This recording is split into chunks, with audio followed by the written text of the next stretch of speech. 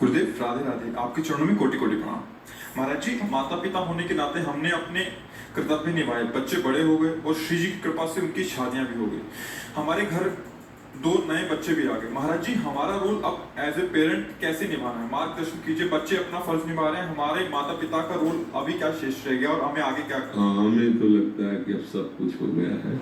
अब चित्त वृत्ति को प्रभु में लगा के लीन कर दो। किसका प्रश्न है? हाँ, हमारा जो उपदेश होता है किसी एक व्यक्ति के लिए नहीं होता, संपूर्ण सृष्टि के लिए होता है। आजकल ऐसी व्यवस्थाएं बन रही हैं समाज की कि सास ससुर को, माता पिता को बच्चे कुछ नहीं समझ रहे। सिर्फ अवहेलना, सिर्फ आज्ञा उल्लंघन, सिर्फ उनके साथ अभद्र व्यवहार। कोई बिरले ऐसे हैं, कोई बिरले बच्चे बहू ऐसे हैं जो अपने माता पिता की तरह सास ससुर को प्यार करे, और कोई बिरली सासु है जो बहू को अपनी बेटी के समान समझे। हमें लगता है अब आपका कर्तव्य पूरा हो गया, आप घर में ही रहो पर भगवत परायण हो, नाम जप करो, जितना शरीर काम करे उतनी सेवा कर लो और राग मत रखो। अब अपने परिवार को, अपने बेटों को, बच्चों को प्रभु को समर्पित भाव से कि नाथ यहाँ तक हमारी सेवा व्यवहार की थी, अब हम यहाँ विरक्त भाव से रहेंगे। घर में विरक्त होके रहना ये बाहर से विरक्ति से ज्यादा कठिन है, नहीं है ना? बाहर मान लो हमारे को वहाँ है सब, पर उनसे चित्त हटा के प्रभु में लगाना। अगर ऐसा कर ले जाओ तो जो बड़े बड़े महात्माओं की गति होती वही गति हो जाएगी, क्योंकि गृहस्थ धर्म आपका पूर्ण होगा। अब जिसके पुत्र के पुत्र हो गए तो हो गया ना।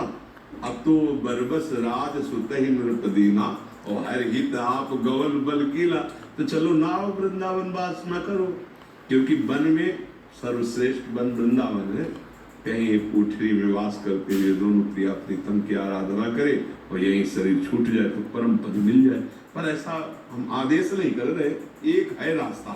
अगर ऐसा नहीं है तो घर में रहकर अब भजन की तरफ चित्तवृत्ति लगाओ, क्योंकि गृहस्थ धर्म पूरा हुआ। ये चौथी जो अवस्था कही जाती है ये भगवत प्राप्ति के लिए ही है। हो गए, बहुत लीलाएं हो गई।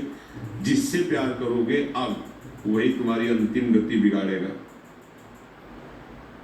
शुद्ध बनितादि जान स्वार्थ रत ना करुणे सभी ते, अंत ही तो ही तजेंगे पामर तू न तजे अवही ते। जब तक तुम्हारा शरीर काम कर रहा है तब तक तुम्हें प्यार है, और जिस दिन शरीर की स्थिति तुम्हारी ऐसी उठने लायक नहीं, उस दिन तुम हमें बताना कि क्या तुम्हें कौन प्यार कर रहा है, किस कोट से कर रहा है।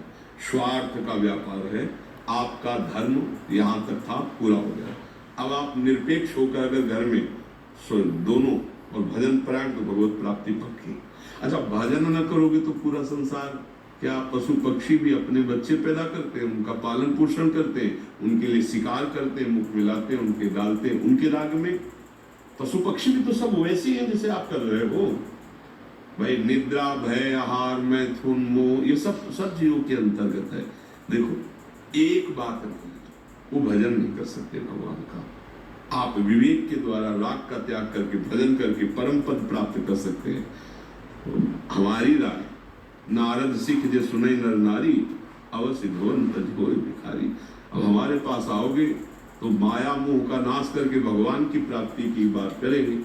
हाँ, अगर अब ये कहें कि हम, तो इनको उपदेश ऐसा नहीं करें, इनको कहेंगे आपका परम कर्तव्य, जैसे आपके माता पिता ने आपको योगी बनाया ऐसे पहले बच्चों को बनाओ, बीच बीच में नाम जप करते रहो, आपका ये परम कर्तव्य। जैसे आपने बताया कि सब हो गया, वो अपने अपने कार्य में लगे हैं, उनके भी बच्चे हो गए भगवान। अब आपको चाहिए सच्चिदानंद भगवान की प्राप्ति।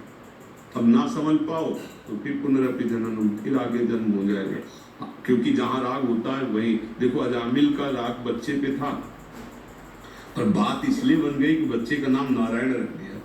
नारायण, सब काम बन गया, राग ने काम बना दिया। बच्चे के प्रति राग था वैसा। अब जैसे घर के प्रति राग हो, ये हमने कमा के, ये हमने बनाया, तो उसी में फिर जब शरीर ऐसे ऐसे बहुत बड़ी दुर्गति है जीव की बड़ी दुर्गति या। इसीलिए हम कर्तव्य को भजन मानते, जैसे माई ने बताया इसका कर्तव्य था। अब जो श्वासें बची है, ईमानदारी से अगर राधा राधा राधा राधा तो वो काम बन जाए जिसलिए हम आए हैं। साधन धाम मोक्ष कर द्वारा, मनुष्य दे भगवत प्राप्ति के लिए, परमानंद की प्राप्ति के लिए। अब इसके बाद हमें मनुष्य दे मिलेगी गारंटी तो नहीं है ना। अगर बिगड़ गई बात तो कोई, देखो हिरण के बच्चा में प्रेम कर लिया और ध्यान मरते समय हिरण का रहा तो हिरण बन गए जड़ भरत जी। भागवत में है ना प्रसंग। हम लोगों के तो हिरण के केवल उनके तो एक अपने भगवान के ध्यान के लिए पत्नी पुत्र राजमहल परिवार सब छोड़ दिया, फंस गए हिरण के बच्चे में।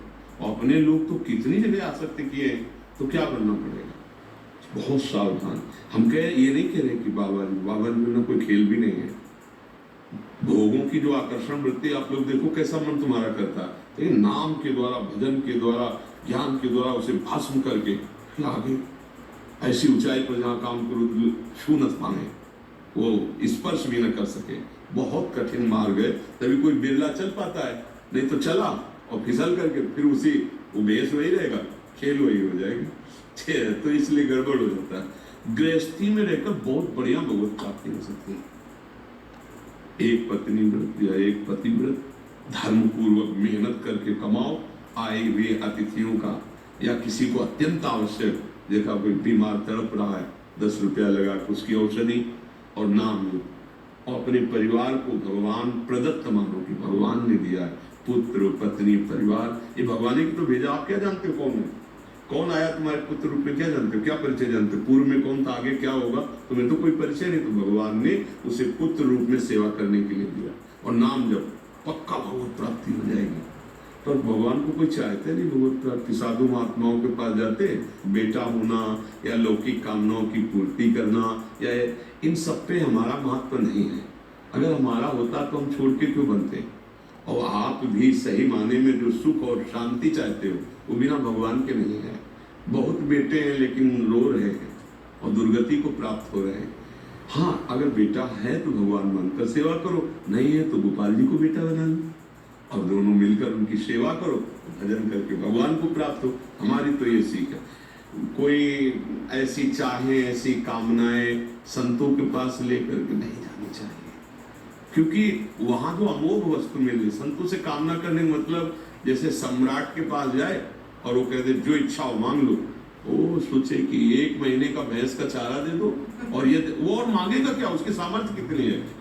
ऐसे ही हम लोग क्या करते हैं, ये बहुत बड़ा लाभ, जैसे आप आ रहे हैं ना, आप लोग संत भाव से आ रहे हो, तो एक एक कदम पे यज्ञों का फल मिलता है। संत दरस को चालिए तज माया अभिमान, ज्यो ज्यो पग आगे पर कोटि यज्ञ से। तो अब इतनी मतलब अमूल्य वस्तु जो तुम्हें मिल रही, उसको कामनाओं में, कोई कहे कि हम आपके दर्शन में आए, हमको ये विजय मिल गई या ये लाभ, ये बहुत छोटी बात है। हम तो तुम्हें माया पर विजय प्राप्त करने की बात कर रहे हैं, काम क्रोध लोभ पर विजय जो कभी नहीं प्राप्त कर सकते, वो बात है। सत्संगति का तात्पर्य भगवत प्राप्ति, संतों के संग का मतलब भगवान की शरणागति। तो अब ये बातें तो कम समझ में आती लोगों को, ये समझ में आती कि सिद्ध है, वहां जाएंगे तो ये हमारी बात बन जाएगी, कामना पूर्ति हो जाएगी। तो प्रायः लोगों का ऐसा नहीं। संत संग भगवान के प्रेम रंग में रंगने के लिए है। हमें लगता है यहाँ अगर आए कोई तो सुधारने के लिए आए, आचरण सुधार लो, मन की वृत्ति सुधार लो, तो बिना मांगे सुख आपको मिलता रहेगा।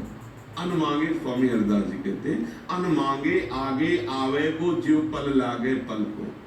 जैसे पलक बिना प्रयास के झपकती रहती है, ऐसे ही तुम्हें सुख लिपट जाएगा तुम्हारे चरणों में, क्योंकि तुमने सुख सिंधु का आश्रय ले लिया।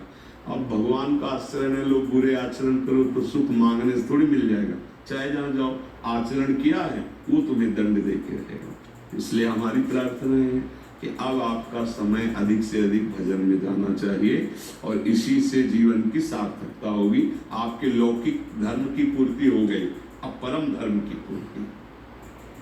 बिना भगवान की प्राप्ति के आवागमन